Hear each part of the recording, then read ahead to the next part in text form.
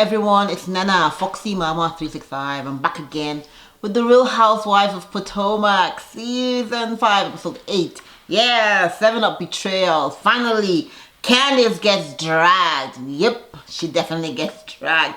Drag me, Monique. Drag me, Monique. Woohoo! Monique is dragging you, girl. Anyway, let's start from the very beginning. Okay, Candiace is making some music. Are you buying it? I ain't buying it. Who's buying it? I ain't buying it. But it sounds good. If she's happy, so are we. Okay?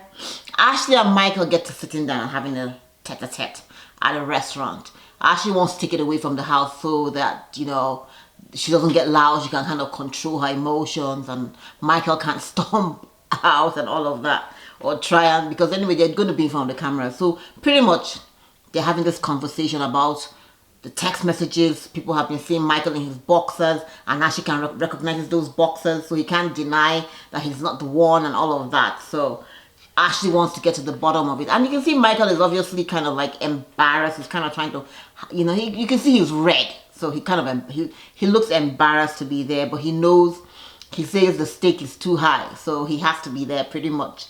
So Ashley wants to know what really happened about the text. So she had gotten the text from a few ladies, of the ladies had sent her the text message, and without a doubt it's Michael. Michael says yes, indeed it happened. He had been at the strip bar with his friends at MGM, and they went to the MGM afterwards, and they had a couple of drinks, and some of the strippers came along, and the girl propositioned to him if he wanted to go to the hotel, and he agreed to do that, and that he was really drunk, and he got into the cab and they got to the hotel, and pretty much he said he fell asleep. Who's buying that? I ain't buying it. You buying it? I ain't buying that shit. Ashley, girl, come on, you can't be that dumb. Like, like, how drunk was he? But he was able to pay for the cab. He was able to pay for the cab fare because clearly there wasn't an issue there. He was able to pay for the hotel. He clearly wasn't that drunk. Please, girl. So then when he got to the room, he was now too drunk to, please. Ashley, stop. We know what happened. We're adults, you know, but just say, look, something must have happened. You don't know, and just keep it pushing. Stop trying to, like, I'm over Ashley trying to act dumb. That's it. Anyways, so all I want to know is, did he pay for sex? Because if he did, then there is an issue. So it looks like he's embarrassed, and he pretty much wants to, you know, get out of the scene. He's done talking. But anyways, lady took a picture of him in his Speedos and he sold it to the blog, so the pictures are everywhere, and Giselle is saying she got so many, and if she got that many, then therefore Ashley must have gotten so much more, you know, info.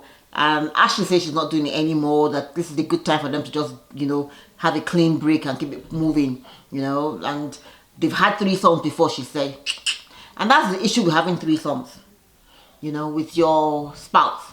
Once you open that Pandora's box, it's very hard to close it back, because you're going to be wondering, oh, is he going to be, you know, have you given him the leeway to do? Anyways, Ashley, girl, Michael is still having his threesomes, just that you ain't involved, okay? So Ashley says, yeah, in the past that's what has been going on, but she's done with it. She doesn't ever want it to happen again. Usually she might find a girl that she likes, and then they get together and all of them getting, you know, involved. She says usually it is the women. It's never been with any man, according to what she said. Okay, girl. Anyways, so she says she wants a clean break, and Michael says no, that it's too much at stake. I was wondering if he meant financially or if he meant with baby Dean, and I'm thinking, okay. But anyways, he doesn't want the family to break up right now, and too much at stake. So if it's too much at stake, Ashley says, well, if it happens again, we definitely have to part ways, you know. So anyways, Ashley has given him that you know, ultimatum, and he's like, you guys, this is enough. I'm done. Production, hello, cut, it's a wrap. Okay, we've given you guys Monique and her not for lazy moms. Quite frankly, Monique is spending way, she says at the moment she now has a hotel, not a hotel, I wish. She has, no, you're so silly. She has gotten an office space, and I think she had like 2 or 3 people that work with her. on the podcast and help her get organized. She's having some kind of event and she's trying to sell about 300 tickets, but so far they've only sold 20 tickets. And she's thinking, oh, she might probably want to give some of the tickets away. And I'm thinking, she's spending a lot of money for a business that really isn't generating any income. Monique probably should have just, should look at the cost and probably try, like, she doesn't need an office space. She can work from home. Her house is huge. So she can actually find somewhere in the north wing or the south wing and camp and hide out where the kids can't get to her. And, she can say, oh, between the hours of 9 and 1, I want to be there. I'm going to do whatever I need to do. I can have meetings there. I know a lot of people, it might not be as professional as you would like it to be. However, a lot of people do it and it saves you a lot of money, So there's just no need for the office space. And the ladies that she has like 3 or 4 employees who she's probably paying and they're drinking champagne. And I'm thinking, okay, girl, this is all like too much, okay? Not when you guys have only sold 20 tickets. No, not for me. Anyway, she gets to walk in with her husband and he's like, girl, you need to just scrap this whole thing. And she's like, what? It gives me joy. And yes, I get it. It's an outlet for her. But an outlet that's going to cost 200,000. Like, that's about how much she spent, investing in this. No, it's way too much. And then, of course, she also has this event. She's going to have to change flyers. In my mind, I'm thinking, girl, if Candace wasn't, couldn't like hit you up to let you know she will not be attending anymore, and because you guys are in a bad space, I don't think you really need to take her out. I just think you could have used the flyer like that, but that's just me. But any which ways, who gives a shit? Robin is sitting down with her parents. Her dad is a dentist, which is cool, and she's letting them know that she's thinking of getting married again. And this time around, she wants to do it the right way. The right way being, go to do some counseling, figure out, get everything out so that, everything you guys need to talk about and discuss before you tie the knot. And her parents are like, her dad is giving her great advice and saying, girl, I'm saying no, not to getting married, but no to you guys rushing into it. Take your time. There's really no rush. If you guys love each other, you're going to be there for each other forever. No mistakes again, The boys obviously will be happy. Anyway, Trace, Giselle and Robin get to meeting and talking also, and of course they're catching up on what's been going on. Obviously, the main gist is always going to be Michael and Ashley and what's been going on with that. But prior to that, Robin lets Giselle know that Monique wasn't really happy that you guys were having this little tete-a-tete for a whole hour while her bonfire or her campfire was going on with her marshmallows. And she's like, girl, if you don't get away from me, the marshmallows are not as important as Ashley's husband being in the and having a boyfriend and trying to take strippers home. Girl, I totally get it. I think, I think Monique was just being, I think Monique is pretty much, I think it was just because Candace was involved and Monique just wanted to have something to say. Moving right along. So Ashley has a beautiful sister. She gets talking with her sister and her mom. Actually, her sister has grown. I know she's mentioned that she has a sister, but they have different fathers but the same mom.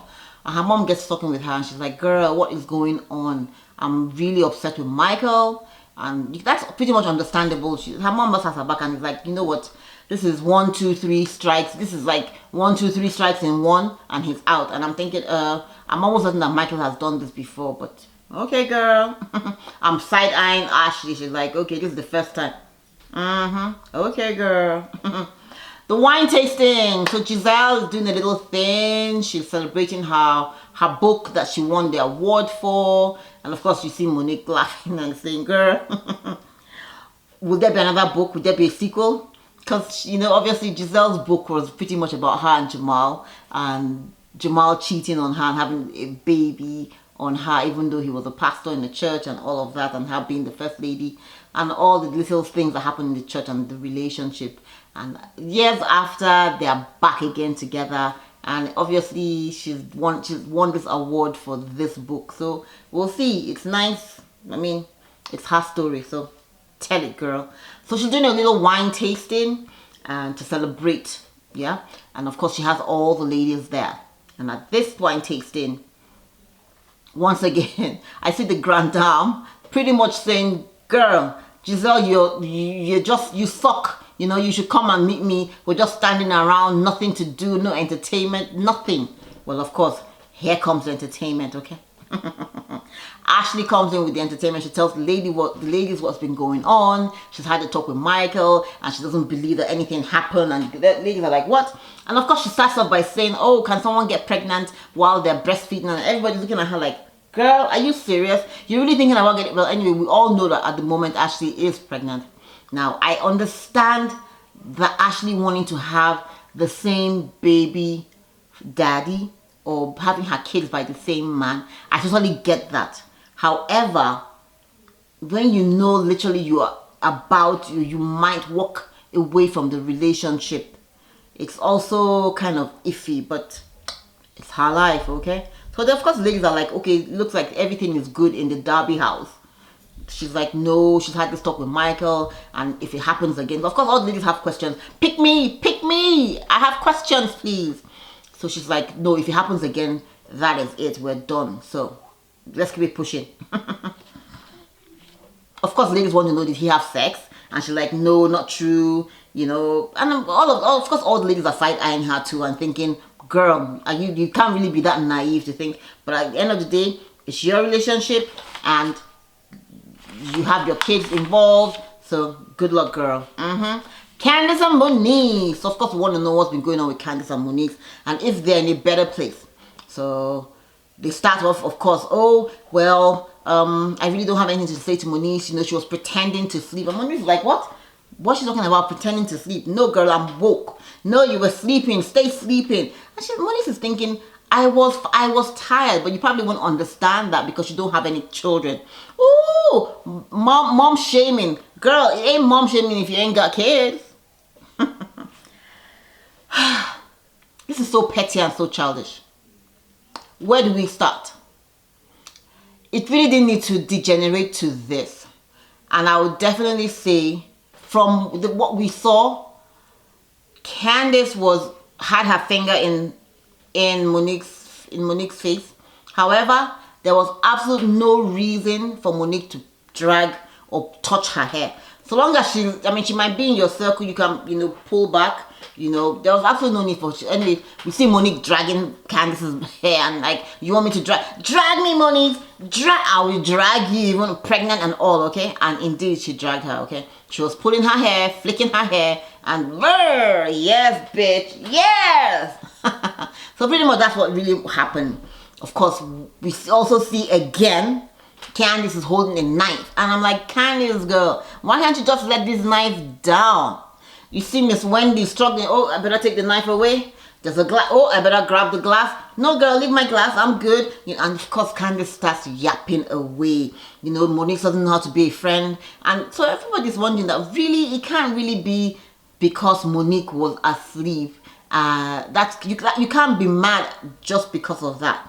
So obviously, the ladies are thinking, okay, it's probably because Sharisi was invited to Candace's event and has been trying to get close to Sharice, and Sharice has been sending a lot of lies about Monique being too cozy with her trainer and also saying a lot of crappy stuff. So pretty much that's where all it is. So it all ends with a lot of, you know, with Candace being dragged, and we'll see what happens next week. Bravo TV, I ain't here for this, okay? Don't give me this little clip. If you're gonna show me the storyline, let us have everything. I ain't got time for this, okay?